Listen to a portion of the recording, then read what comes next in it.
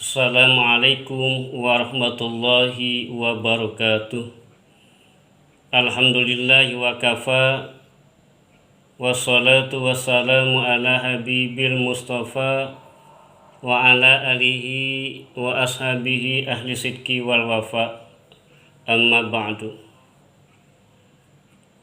Alhamdulillah, jumpa kita kembali dalam rangka terus menyiarkan dakwah, menyampaikan Islam sebagai rahmatan lil alamin, mengantarkan umatnya hidup bahagia dunia, selamat di akhirat.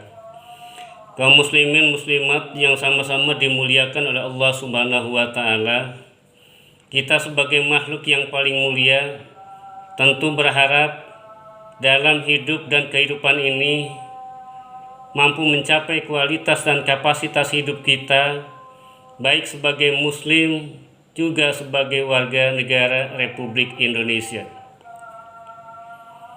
Sebagai insan yang berakal sehat, kita manusia menginginkan hidup ini bermakna, baik bagi diri sendiri juga memberikan manfaat bagi orang banyak. Karena sebagai ungkapan yang disampaikan oleh baginda Rasul Muhammad sallallahu alaihi wasallam, khairun nas anfa'uhum linnas. Sebaik-baik manusia adalah memberikan manfaat bagi sesama. Oleh karena itu, pada kesempatan yang berbahagia ini, malam Jumat adalah malam yang istimewa bagi kita umat Islam. Maka syiar dan dakwah Islam adalah sesuatu yang diistimewakan. Balighu anni walau ayatan. Sampaikan olehmu apa yang kamu bisa walaupun satu ayat. Dalam kesempatan ini ingin saya sampaikan sebuah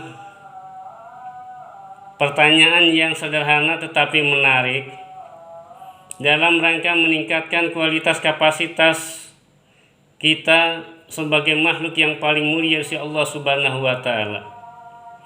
Jadi apapun yang kita lakukan, sikap, ucapan, perbuatan ingin bernilai ibadah, ingin mendapatkan pahala, sejatinya semua itu sesuai dengan tuntunan yang telah disampaikan oleh baginda Rasul Muhammad sallallahu alaihi wasallam. Dalam kaitan ini ada doa yang diajarkan yang telah menjadi kebiasaan kita. Dalam tidur kita selalu mengucapkan Bismika Allahumma ahya wa amut. Dari ucapan ini bisa dimaknai dengan menyebut nama Allah, kami hidup dan kami mati. Dari redaksi kalimat tuntunan Rasulullah Muhammad sallallahu alaihi wasallam timbul pertanyaan, bagi kita umat Islam, berapa jam hidup dalam sehari semalam? Maka berdasarkan sabda Rasulullah sallallahu alaihi wasallam yang menjadi kebiasaan kita, timbul pertanyaan, kenapa kalimatnya Bismika Allahumma ahya wa amut? Dengan menyebut nama Allah kita hidup dan kita mati. Kenapa kalimatnya, redaksinya bukan Bismika Allahumma ahya wa anamu? Bahwa dengan menyebut nama Allah kita tidur dan kita hidup, dan kita tidur dan kita hidup. Saudara hadirin kaum muslimin muslimat rahimakumullah, dari pertanyaan ini sangat menarik untuk kita simpulkan bahwa kita hidup sehari semalam itu 17 jam.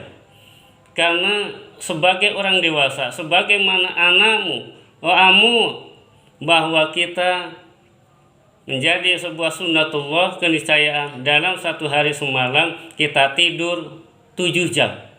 Kenapa kalimatnya redaksinya menjadi amut?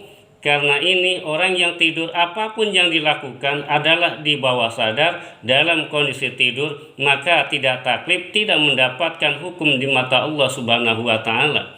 Sebagaimana sabda Nabi, Rafi al-qalam an salasin, bahwa suatu perkara, ada 3 perkara yang diangkat hukum oleh Allah, yaitu orang yang kecil hingga dewasa, orang sakit sampai sembuh, dan orang yang tidur hingga dia bangun.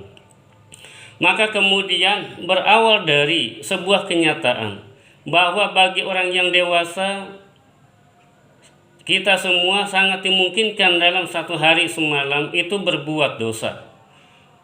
Maka Allah Subhanahu wa Ta'ala seolah-olah ketika memerintahkan sholat 17 rakaat adalah satu rakaatnya untuk menghapuskan dosa yang kita lakukan ketika kita tidur atau ketika kita hidup, karena kata Rasul diungkapkan bahwa al-insanu mahallul khata' wan nisyan.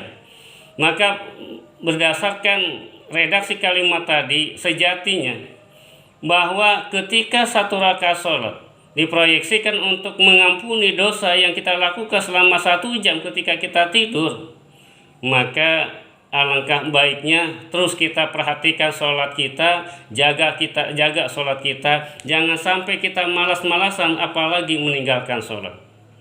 Lagi pula tentu sholat kita ingin sholat yang berkualitas, tidak hanya menggugurkan kewajiban tetapi mencapai kepada tujuan disyariatkan sholat sebagaimana yang dituliskan dalam Al-Quran, bahwa proyeksi sholat adalah inna sholata tanha anil fahsya'i wal munkar, bahwa sungguh Allah menurunkan syariat sholat agar kita sebagai pribadi muslim mampu membentengi diri dari perbuatan keji dan munkar.